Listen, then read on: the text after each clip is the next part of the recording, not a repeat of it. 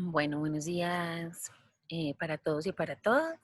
Vamos a tocar en este módulo 3 del curso virtual de respuesta hospitalaria ante la pandemia del COVID-19 en Antioquia, las recomendaciones basadas en el consenso de expertos para la atención, diagnóstico y manejo de infección de COVID-19.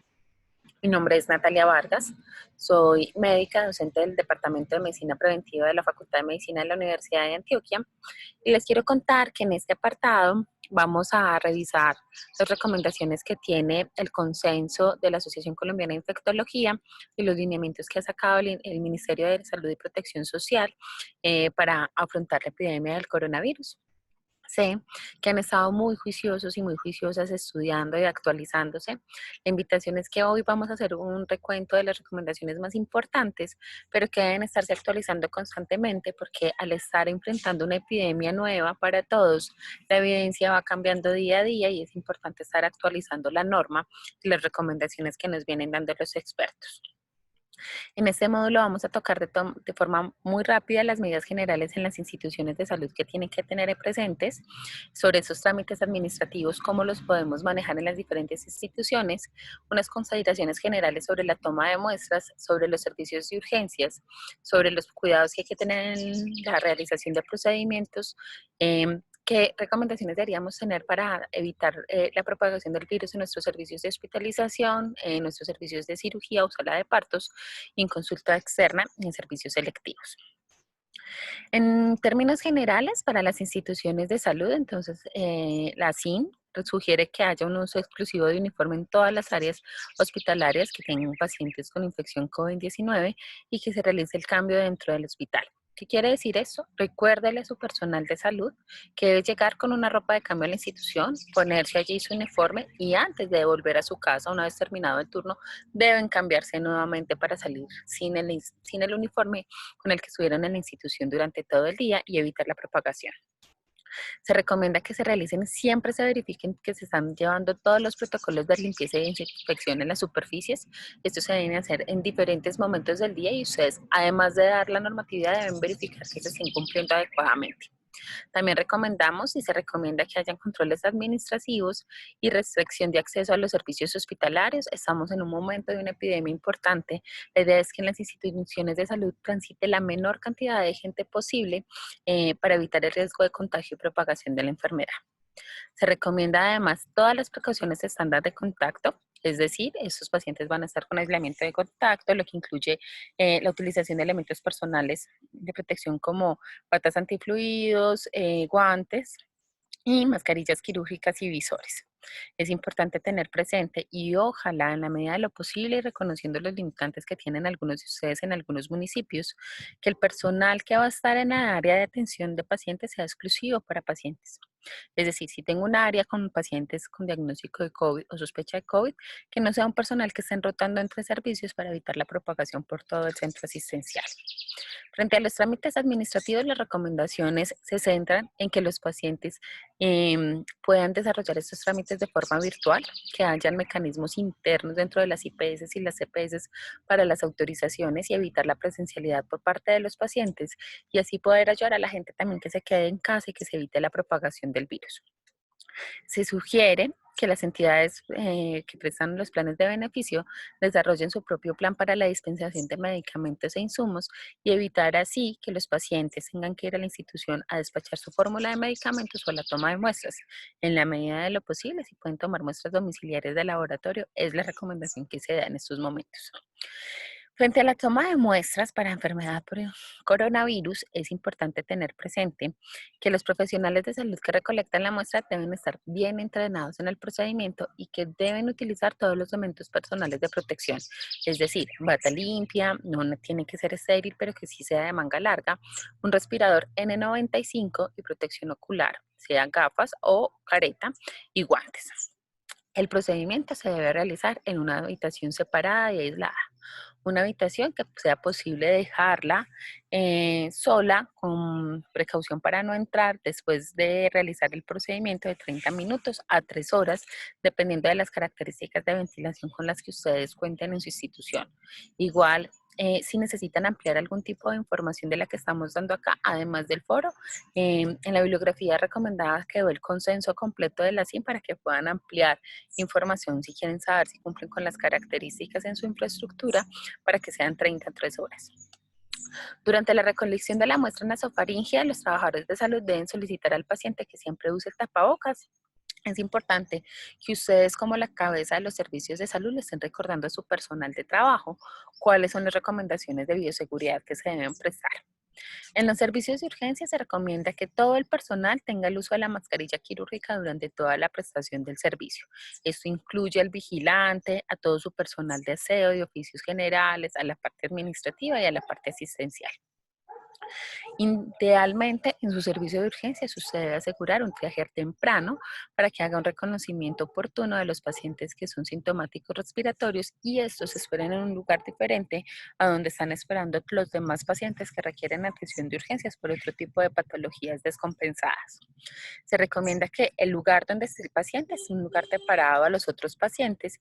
Idealmente, si es un paciente sintomático respiratorio que va a ser ingresado porque su condición lo requiere, usted puede ubicarlo desde el principio en una habitación individual si cuenta con las características para cumplir tal hecho.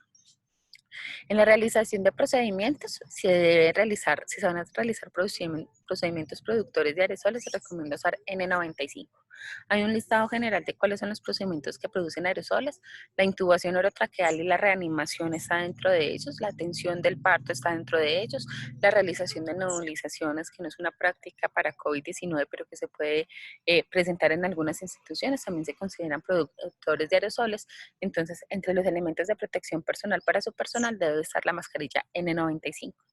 Se recomienda también que de realizarse un procedimiento general de aerosoles, es decir, una reanimación, esa área, esa sala de reanimación quede vacía y que la gente no esté ingresando entre 30 minutos y 3 horas para que pueda haber un buen intercambio de aire en la habitación. Si es una habitación bien ventilada y que cuenta con presión negativa, no sería necesario tomarnos las 3 horas, pero las condiciones variarán según la infraestructura que usted tiene en su institución. En su servicio de hospitalización es importante tener presente que cuando se ingrese casos sospechosos para infección por COVID-19, el paciente debe usar la mascarilla. Las personas que van a ingresar a la habitación del paciente deben utilizar las mascarillas, la bata antifluido, los guantes limpios, protector ocular y el gorro es opcional. Se recomienda que donde usted tiene posiblemente, y es uno de los escenarios a los que no quisiéramos llegar, pero sabemos que es una posibilidad alta, en la que el número de pacientes con sospecha o diagnóstico de COVID sea mayor a la capacidad instaurada que usted tiene en su institución, usted puede realizar cohortes de pacientes garantizando una distancia mínima de 2 metros entre paciente y paciente. Es decir, no una habitación por paciente individual, que es lo ideal, pero usted podría ubicar a varios pacientes en la misma habitación garantizando una distancia mínima de 2 metros entre ellos. Como son pacientes que tienen aislamiento por contacto, la recomendación general que siempre hemos tenido es que sus pacientes tengan su propio equipo para monitoreo y para evaluación clínica, es decir, haya un fonendoscopio para esa habitación donde está el paciente, haya un pulso oxímetro, un termómetro, en la medida de lo posible. Aquí podemos hacer uso de los equipos que ustedes utilizan a veces para las jornadas extramurales, que en muchas instituciones de los municipios los tienen, entonces estos los podrían utilizar para mejorar la dotación en los servicios de hospitalización de su institución. También se recomienda entonces que todos estos pacientes y estas áreas estén bien delimitadas, deben colocar la etiqueta de aislamiento respiratorio para los pacientes y deben tener en cuenta que se deben seguir todas las recomendaciones de contacto y de gotas en los pacientes que están hospitalizados por infección por COVID-19. Como punto de buena práctica, el consenso de la Asociación Colombiana de Infectología nos dice que los delantales impermeables o las batas antifluidos deben ser utilizados cuando haya riesgo de salpicaduras por secreciones o fluidos del paciente. Y una punta buena práctica que es fácil en la mayoría de las instituciones de cumplir y que no es negociable, es que en las áreas hospitalarias donde se cuenten con pacientes con infección por COVID, usted debe restringir la circulación del personal al mínimo necesario. No expongamos a nuestros profesionales de salud si no es necesario. Es decir, quien va por las muestras, el camillero u otras personas no tienen que ingresar hasta la habitación del paciente y se les pueden entregar los elementos que vienen a recoger en un punto de encuentro sin necesidad de que se nos estén exponiendo. En la unidad quirúrgica se recomienda que usted ponga una estación de triaje a la entrada del servicio para que los pacientes puedan ser clasificados. Si se identifican pacientes con fiebre o síntomas respiratorios, se deben reprogramar los procedimientos quirúrgicos que así lo permitan. Se considera que si usted tiene pacientes en sus unidades de cuidados intensivos que requieren procedimiento quirúrgico, evaluar la posibilidad de hacer la cirugía en ese cubículo de cuidados intensivos para evitar el traslado de estos pacientes a zonas quirúrgicas que son de uso común para otros pacientes tal vez no infectados por coronavirus. Recordemos que somos un país en estos momentos circulante, entonces recomendamos no realizar consulta externa ni cirugías electivas en el momento. Tener presente que cuando la atención de partos no va a parar en estos momentos que tenemos la epidemia por COVID, pero que hay unas recomendaciones que hay que tener claras. Y es, si usted está con una paciente en trabajo de parto y tiene sospecha o infección confirmada por COVID-19, lo ideal es que el parto se realice, se atienda donde se hizo el aislamiento de la paciente, es decir, en su propia habitación. En las IPS es importante reforzar las medidas en que tanto las mujeres, los niños, como todo el personal que labora en estas áreas no estén expuestas a otras áreas. Y aquí volvemos al tema de no estar rotando al personal entre diferentes servicios y tratar en la medida de lo posible de garantizar que las personas que les están atendiendo salud materno-perinatal sean solo para salud materno-perinatal y que no tengan que estar yendo a los servicios de sintomáticos respiratorios para evitar la propagación con esta población. En ese sentido, es importante demarcar entonces una ruta de acceso clara que esté diferenciada para las usuarias y se evite el contacto máximo con los servicios y las unidades asistenciales de la institución. En sala de partos, pues en el manejo obstétrico es importante tener presente que la vía del parto se sigue individualizando. La cesárea no está indicada para pacientes con COVID-19, solo lo único que lo indica es una causa obstétrica. Durante esta contingencia se deben seguir cumpliendo todos los lineamientos para maternidad segura que nos dan las RIAs y que ustedes como IPS teóricamente pueden flexibilizar el tiempo de egreso hospitalario a un tiempo no menor de 24 horas para aquellas madres y neonatos que no tienen factores de riesgo y que pueden seguir las recomendaciones domiciliarias. Frente al tema de consulta externa y servicios selectivos, es importante tener claro los horarios establecidos si los pacientes requieren presencialidad a una cita, a un laboratorio o algún procedimiento para que evitemos la aglomeración de pacientes en aquellos pacientes que van a asistir. Idealmente asistan solos o si tienen algún problema de movilidad o comprensión requieren ir con acompañante, garantizar que todos ellos estén cumpliendo los protocolos de distanciamiento social, lavado de manos, uso de mascarilla, limpieza y demás. Se recomienda que los pacientes crónicamente enfermos que requieran continuar medicación y manejos especiales sean atendidos en casa. Eso lo vamos a ampliar un poco más en el concepto de atención domiciliaria o telemedicina, pero tener presente que la idea es que en la medida de lo posible esos pacientes no asistan a la institución.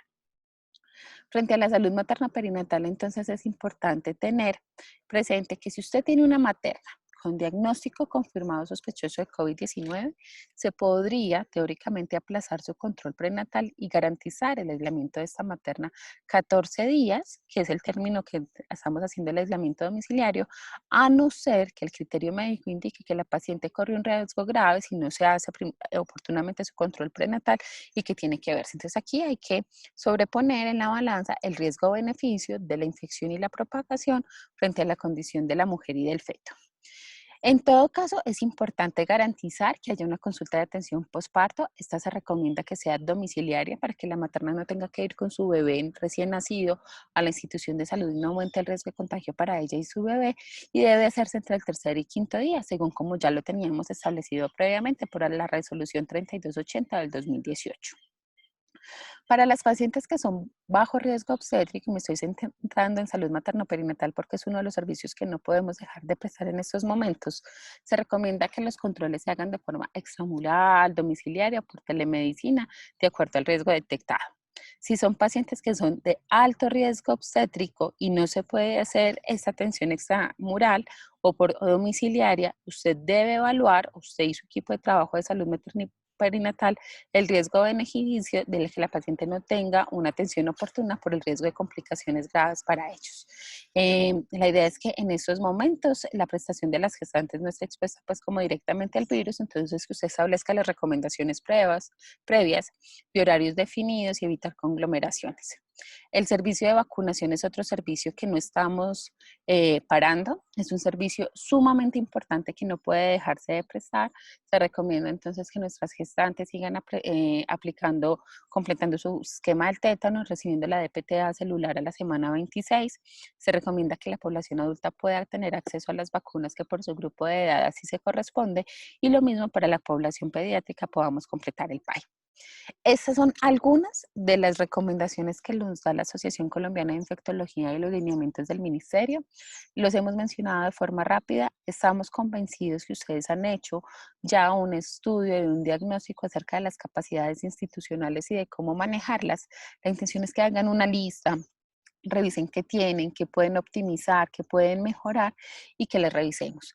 Tienen el foro para dejarnos comentarios, preguntas, podemos tratar de aclarar inquietudes y construir entre todos alternativas para poder garantizar una respuesta hospitalaria adecuada, tanto para los pacientes que tienen infección por coronavirus como para aquellos que no lo tienen, que podamos garantizar el acceso a su derecho fundamental de la salud sin que esto signifique una infección posterior por el virus y una complicación para su estado de salud. Muchas gracias.